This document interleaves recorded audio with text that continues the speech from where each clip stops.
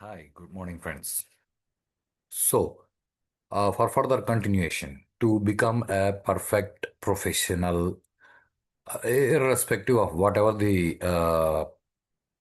professionalism you prefer, either programming side, hardware side, or networking side, or any data science, whatever it is, the basics, what we are going to discuss now, will help you a lot in all aspects. And basically ఒక programmer అవ్వాలనుకున్న వాడికి at least ఈ మాత్రం knowledge ఉండి తీరాలి. So say ఒక ఇల్లు తీసుకున్నాం అనుకోండి. ఆ ఇంట్లో ఫస్ట్ టైం ఆ ఇంట్లో అడుగుపెట్టినప్పుడు వీల్ ట్రై ఐడెంటిఫైయింగ్ బాత్రూమ్ ఏది, బెడ్రూమ్ ఏది, కిచెన్ ఏది. అది కరెక్ట్గా మనం ఐడెంటిఫై చేయలేదనుకోండి, మీరు ఆ ఇంట్లో బాత్రూమ్ అనుకుని బెడ్రూమ్లోకి వెళ్ళి యూ గెట్ కన్ఫ్యూజన్. సో ఎలా అయితే ఒక కొత్త ఇంట్లో అడుగు పెట్టిన వెంటనే ఆ ఇంట్లో ఏమేమి ఉన్నాయని తెలుసుకుంటే కానీ ఆ ఇంట్లో మనం కంఫర్ట్గా బతకలేము.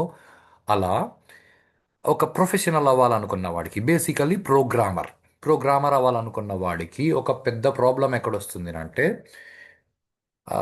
ఓకే, ప్రోగ్రామ్ అన్న పదాన్ని ఇంకా డిస్కస్ చేయలేదు. ప్రోగ్రామ్ అంటే ఒక సెట్ ఆఫ్ ఇన్స్ట్రక్షన్స్, మనం ఇన్స్ట్రక్షన్స్ ఇస్తాం. మనం ఇన్స్ట్రక్షన్స్ ఇవ్వాలి అంటే అసలు ఎవరికి ఇస్తున్నాం ఇన్స్ట్రక్షన్స్? బేసిక్గా ఏదో కంప్యూటర్కి ఇచ్చేస్తున్నాం అని మనం డిసైడ్ అవుతామే కానీ మనం ఇచ్చే ప్రతి ఇన్స్ట్రక్షన్ ఏఎల్యూలో రన్ అవుతుంది, మీ మైక్రో ప్రాసెసర్లో రన్ అవుతుంది. కాబట్టి మైక్రో ప్రాసెసర్ గురించి కొద్దిగా మనకి నాలెడ్జ్ ఉండాలి, కొద్దిగా నాలెడ్జ్. ఈ మైక్రో ప్రాసెసర్ గురించి జనరల్గా ఏదో ప్రొఫెషనలిజం అన్న కోర్సెస్లో డిస్కస్ చేయడానికి ట్రై చేస్తారు. ఆ, మిగతా వాళ్ళకి ఇదంతా అవసరం లేదు అని అంటారు. అట్లీస్ట్ ఇది కూడా తెలియకుండా మైక్రో ప్రాసెసర్తో అసే ప్రోగ్రామింగ్తో పని చేయాలి అంటే I say it is a trash. ఎందుకంటే సివి నేర్చుకునే వాళ్ళు కానీ, జావా నేర్చుకునే వాళ్ళు కానీ, పైథాన్ కానీ, you get on to any technology including AI, machine learning, whatever it is, ఇది అర్థం కాకుండా అసలు లోపల ఏం జరుగుతుందో తెలియకుండా we can never do any nonsense. పెద్ద ప్రొఫెషనలిజం పక్కకు పెట్టండి. మనం ఏదో పరీక్షలు పాస్ అవుతామే తప్ప మనము విషయాలు అర్థం చేసుకోకుండా వాడుకోలేము. So microprocessor, it is a VLSI circuit.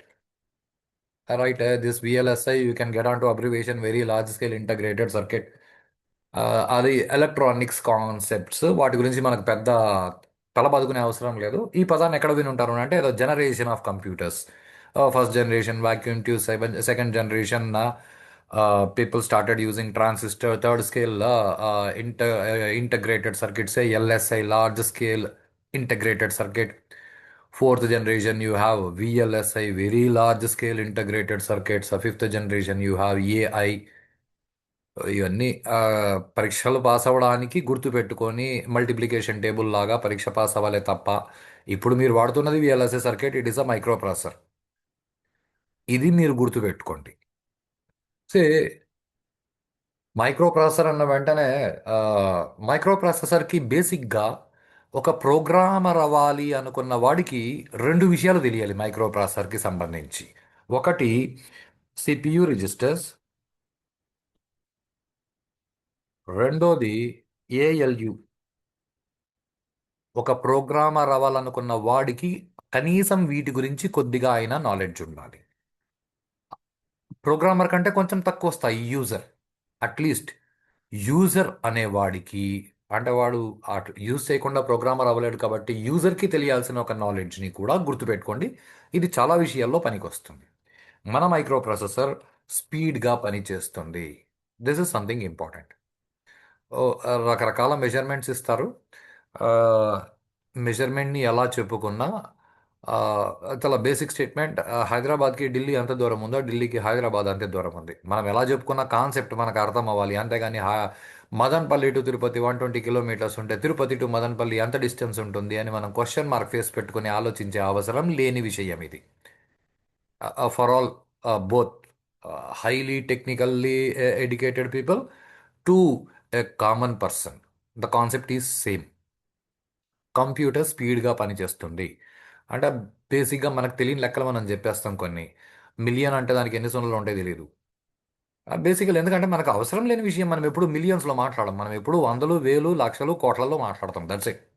ఎక్కువ మాట్లాడితే 10 కోట్లు 100 కోట్లు 1000 కోట్లు 1,00,000 కోట్లు కోటి కోట్లు మన బుర్రకెక్కే లెక్కలే మనం వేసుకోవాలి.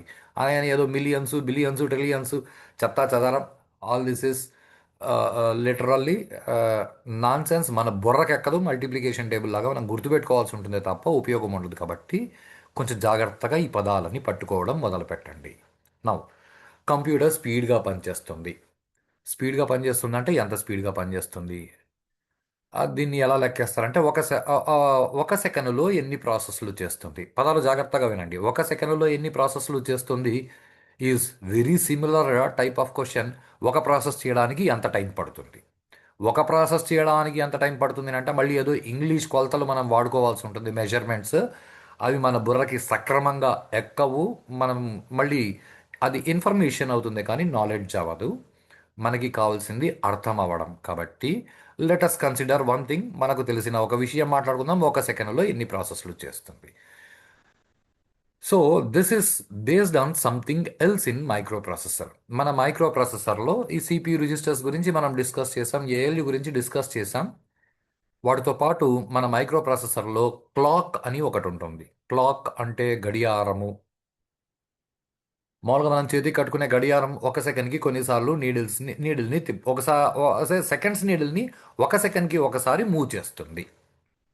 ఎలా అయితే మన క్లాక్ ఒక సెకండ్కి ఒకసారి ఆ సెకండ్ నీడిల్ని మూవ్ చేస్తుందో, అలా మన మైక్రో ప్రాసెసర్లో ఉన్న క్లాక్ ఒక సెకండ్కి కొన్నిసార్లు పల్సెస్ని రిలీజ్ చేస్తుంది. దానిని క్లాక్ పల్స్ అని అంటారు. ఈ క్లాక్ పల్స్ వల్ల ఉపయోగమేమి? ఈ క్లాక్ పల్స్ ఏఎల్యుని నిద్ర లేపుతుంది. ఏఎల్యు నిద్ర లేస్తే ఒక ప్రాసెస్ చేసి మళ్ళీ నిద్రపోతుంది. ఇంగ్లీష్లో చెప్తే the clock pulse activates the ALU. ALU does one process and becomes idol.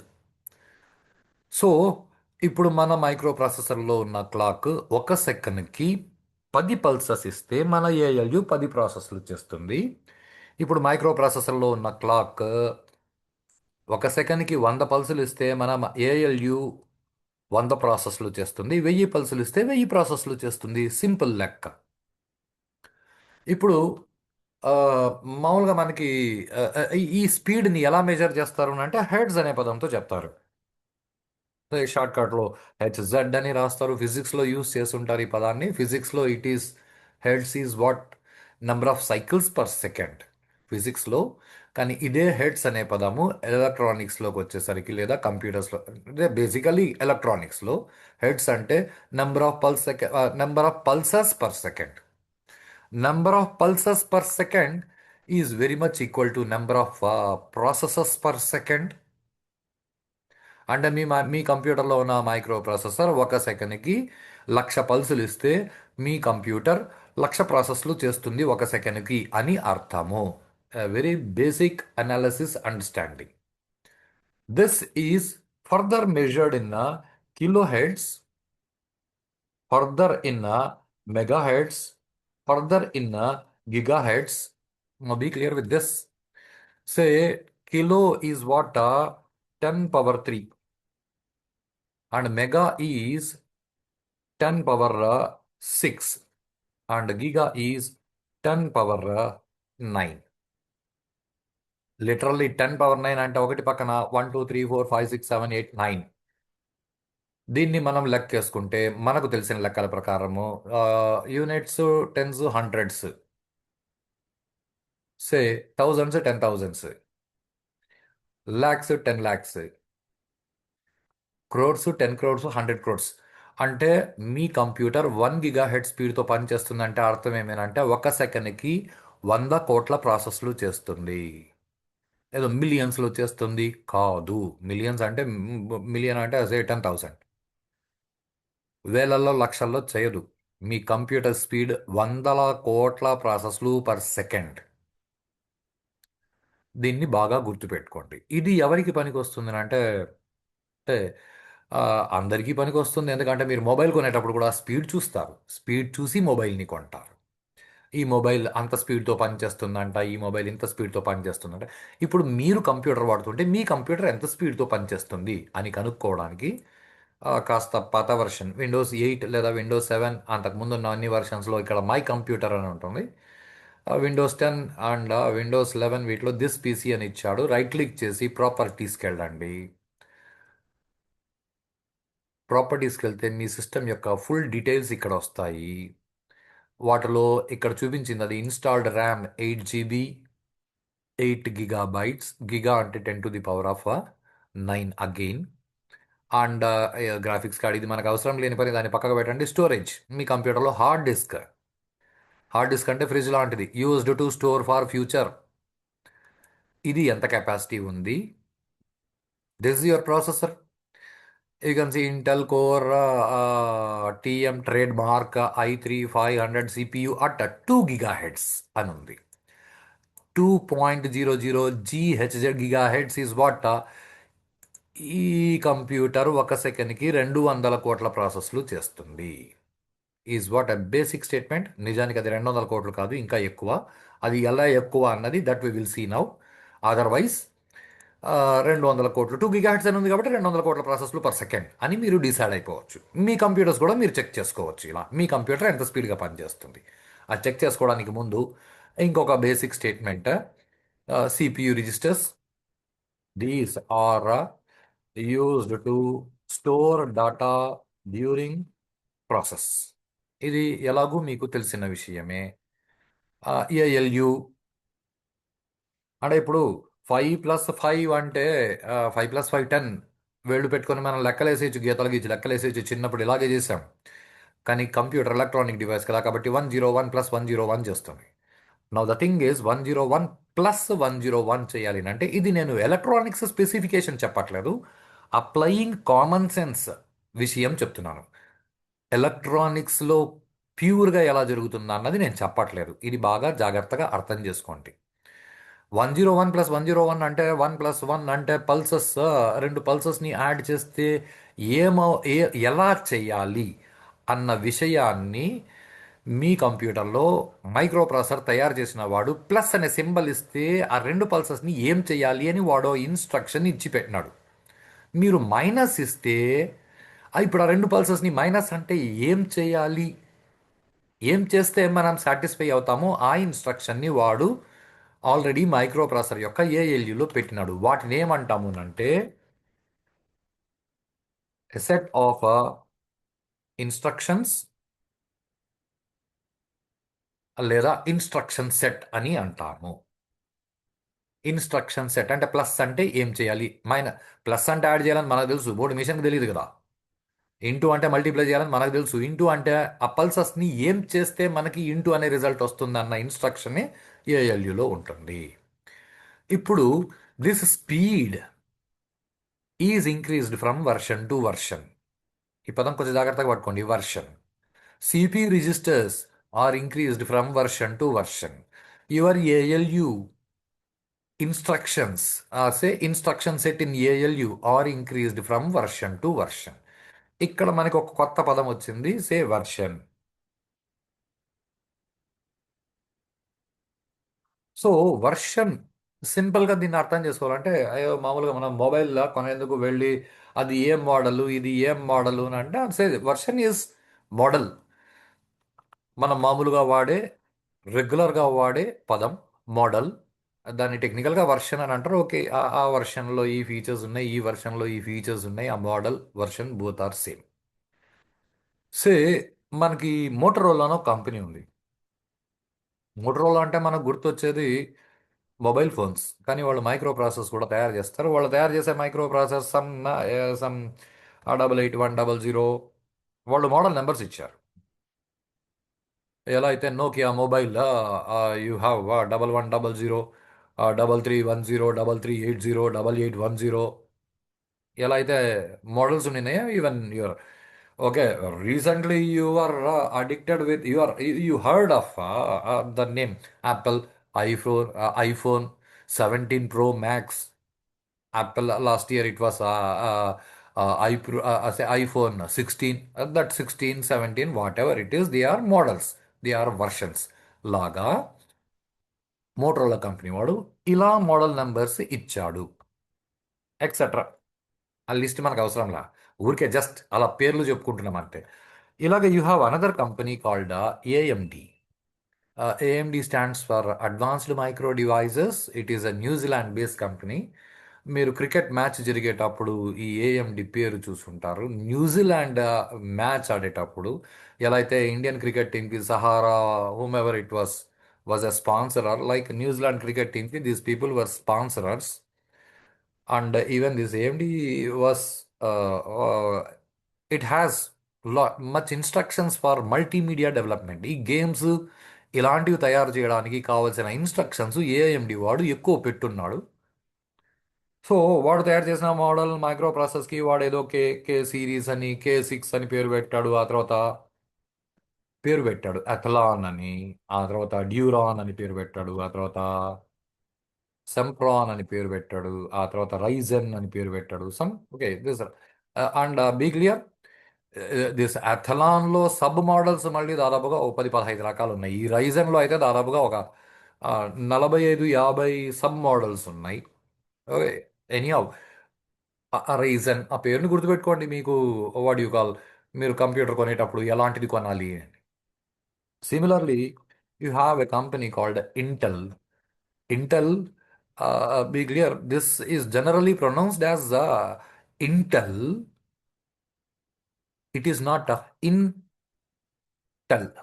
It is Intel, stands for Integrated Electronics. Say, it is what that company name, Integrated Electronics.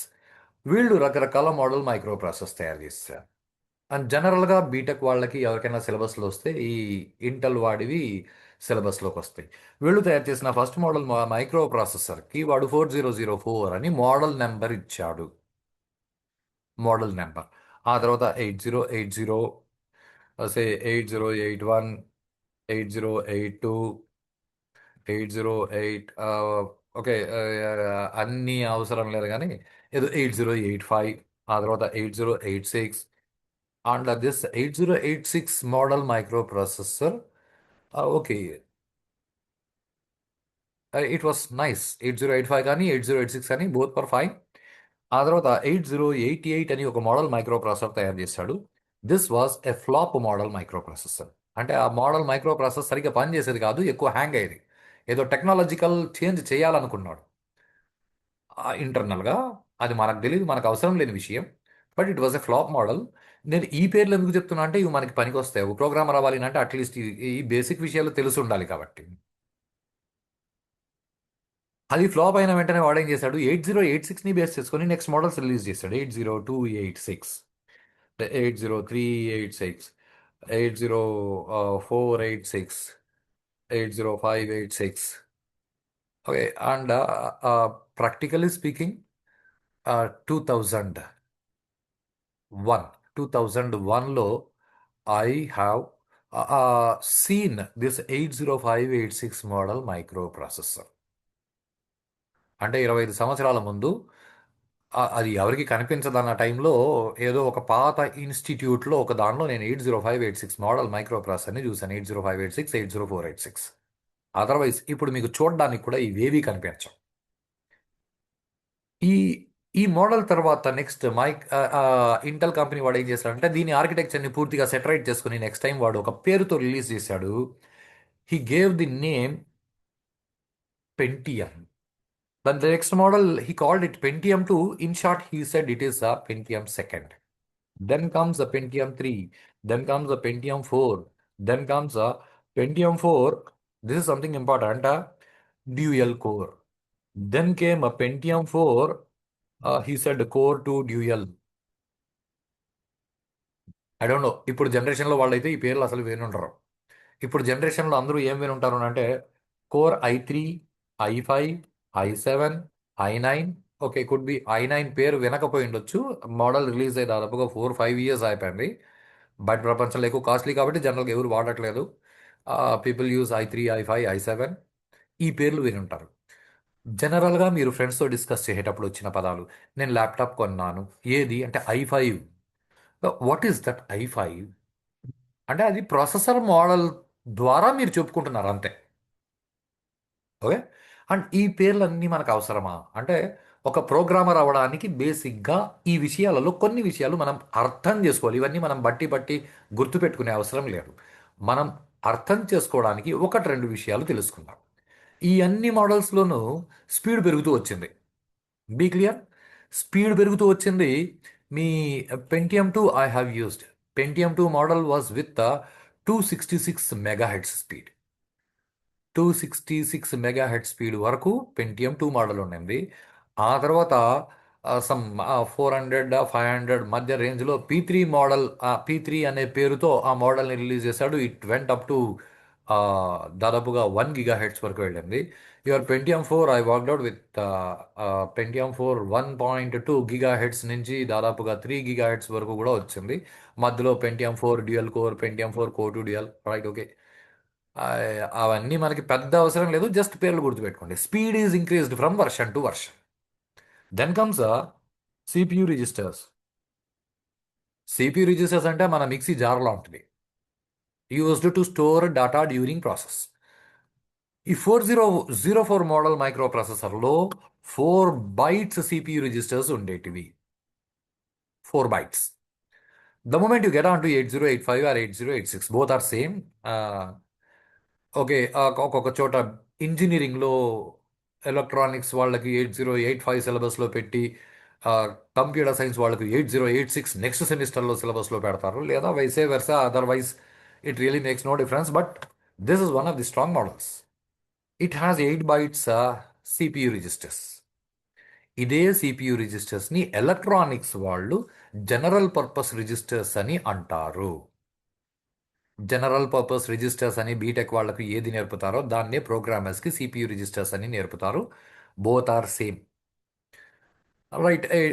Get on to any of the models. 8085 8086 వాటిలో 8 bytes CPU registers ఉన్నాయి. The moment you come across Pentium four core two DL, you have 1 MB cache memory. 1 MB, say 1 MB CPU registers.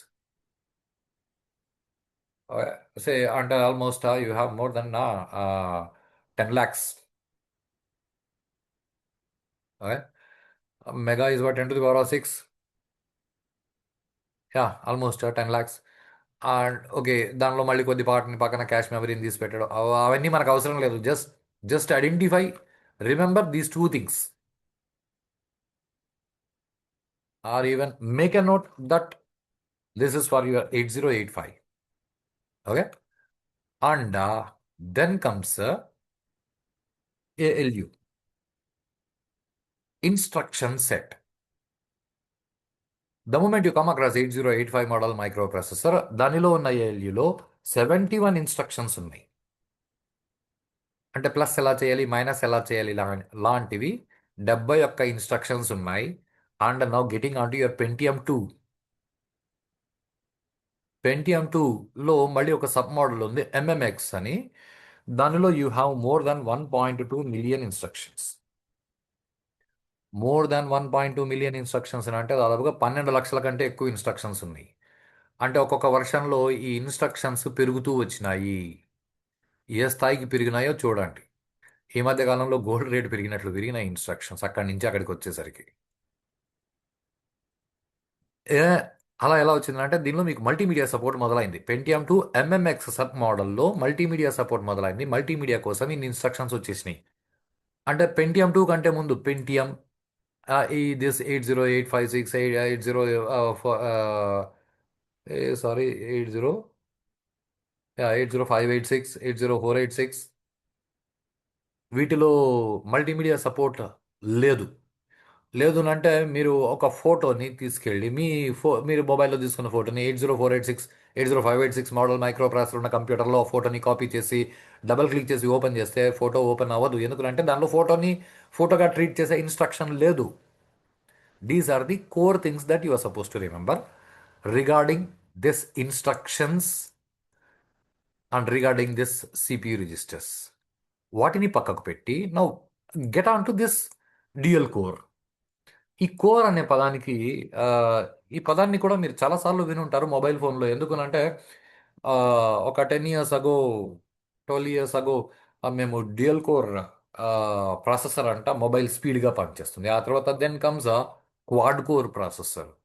అంటే ఇప్పుడు Snapdragon what you call it octa core processor. Octa core, core అంటే ALU, యాక్చువల్గా పనిచేసేటివి. So octa core processor అంటే దానిలో మీకు 8 ఏఎల్యులు ఉన్నాయి అని బేసిక్గా మీరు అర్థం చేసుకోవచ్చు. 8 ఏఎల్యులు ఉన్నాయనంటే ఆ, ఇప్పుడు మళ్ళీ ఇంకొక విషయం చెప్తాను, జాగ్రత్తగా గమనించండి. డ్యూయల్ కోర్లో కూడా 2 ఏఎల్యులు ఉన్నాయి. కోర్ టు డ్యూయల్లో కూడా మీకు 2 ఏఎల్యులు ఉన్నాయి. అంటే ఈ P4 వరకు అన్నిట్లోనూ ఒక ఏఎల్యూనే ఉంది. వీటిలో మాత్రం మీకు 2 ఏఎల్యూలు ఉన్నాయి. తేడా ఏమొచ్చింది అంటే P4 డ్యూయల్ కోర్లో 2 ఏఎల్యూలు ఉన్నాయి. ఒక్కొక్కటి ఒక్కొక్కసారి పనిచేస్తుంది. Core to dual model micro ప్రాసెసర్లో కూడా 2 ఏఎల్యూలు ఉన్నాయి, కానీ ఒకటేసారి రెండు పనిచేస్తాయి. అంటే కోర్ టు డ్యూయల్లో you get double the speed. ఇది చాలా important statement. Sorry. So dual కోర్లో మీకు 2 ఏఎల్యూలు ఉన్నా ఒక్కొక్కటి ఒక్కొక్కసారి పనిచేస్తుంది. కోర్ టు డ్యూయల్లో మీకు 2 ఏఎల్యూలు ఉన్నా ఒకటేసారి రెండు పనిచేస్తాయి, కాబట్టి you get double the speed. Now get on to your mobile phone, you have octa core. 8 ఏఎల్యూలు ఉన్నాయి, 8 ఏఎల్యూలు ఒకటేసారి పనిచేస్తాయి కాబట్టి octa core processor will give you high speed than quad core. ఎందుకంటే క్వాడ్ కోర్ అంటే దానిలో 4 ఏఎల్యూలు ఉంటాయి. క్వాడ్ కోర్లో మీకు ఎంత స్పీడ్ వస్తుందో దానికి డబుల్ స్పీడ్ వస్తుంది ఆక్టా కోర్లో. ఇప్పుడు మార్కెట్లో రిలీజ్ అవుతున్న అన్ని microprocessors octa core processors. Now the same kind of technology i3 అంటే కోర్ i3 ఈజ్ వాట్ 3 ఏఎల్యూలు ఉంటాయి. i5 5 ఏఎల్యూలు ఉంటాయి. i7 7 ఏఎల్యూలు ఉంటాయి. i9లో 9 ఏఎల్యూలు ఉన్నాయి.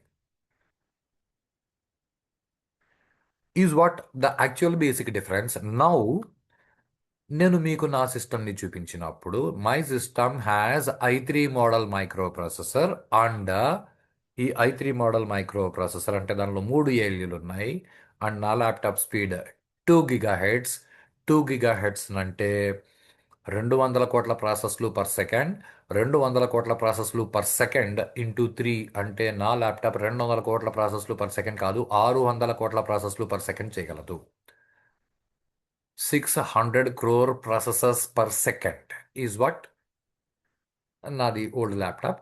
నా ఓల్డ్ ల్యాప్టాప్ యొక్క కెపాసిటీ. ఇప్పుడు మీ దగ్గర i7 ఉంది, దాని స్పీడ్ 2 GHz అంటే you can imagine 1400 crore processors per 1000 crore processors.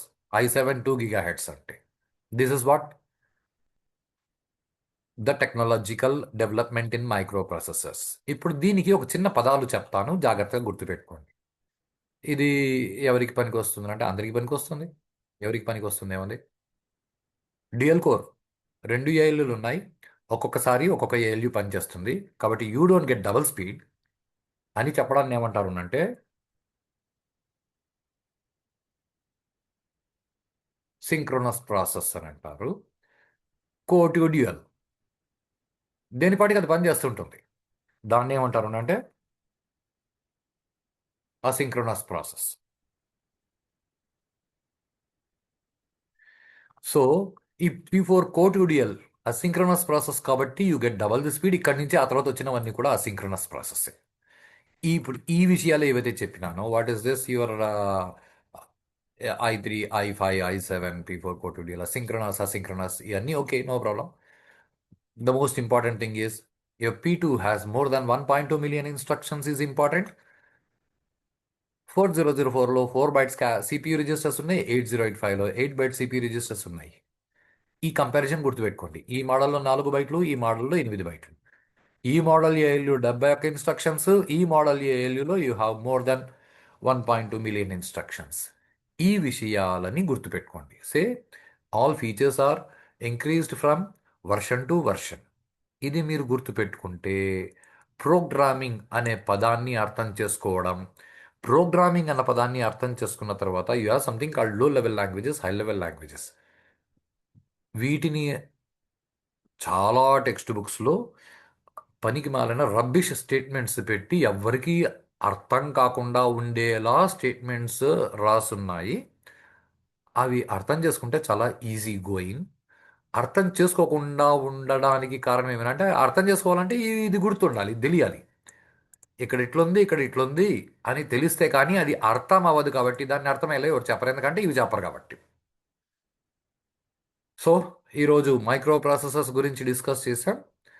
ఇది గుర్తుపెట్టుకోండి. Tomorrow we get on to the term called programming. Program అంటే ఏమి, ప్రోగ్రామింగ్ అంటే ఏమి, కంప్యూటర్ లాంగ్వేజెస్. ప్రోగ్రామింగ్ అర్థమైన తర్వాత then we get on to programming languages. ఈ ప్రోగ్రామింగ్ లాంగ్వేజెస్ అయిన తర్వాత then we can deviate on to multiple languages. ఆ లాంగ్వేజ్, ఏ లాంగ్వేజ్ దేనికి పనికి వస్తుంది, ఎలా వర్కౌట్ చేయాలి. రైట్, చలో have a good day. Will meet in next video.